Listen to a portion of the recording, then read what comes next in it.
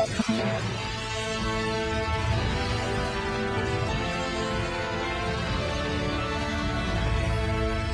2007, you had, big egos and lots of spending and wines and steaks with crab and hollandaise.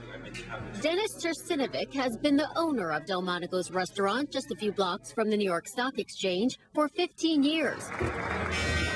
He was here when the Dow hit its record closing high, 14,164 on October 9th, 2007. A strong rally today on Wall Street and the Dow Jones Industrial Average soaring to a record high. But just months later, bankruptcies, bailouts, and government-assisted buyouts. This time, Barry Reitholz, a Wall Street veteran and money manager, says it feels different. We're in a post-credit crisis environment. It's not the usual recession recovery. As we've seen historically, these tend to be very slow, muddle through. Dennis sees that caution too. There's definitely more cautious spending.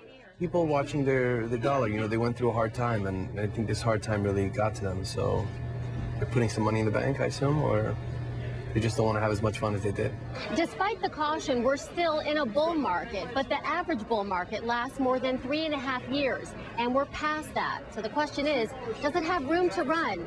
Some traders are nervous. You cannot see it forever. In my view, it's a correction waiting to happen. Reitholz says it depends on the Federal Reserve.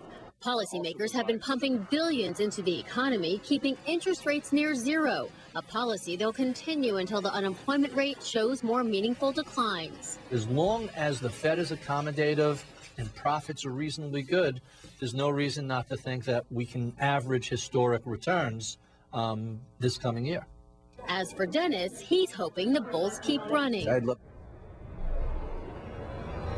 And it looks like the bulls will keep running and as long as the Fed, Christy, continues to sort of keep the punch bowl open for everybody to kind of dip into, meaning if the Fed continues these easy money policies where the Fed keeps spending all that money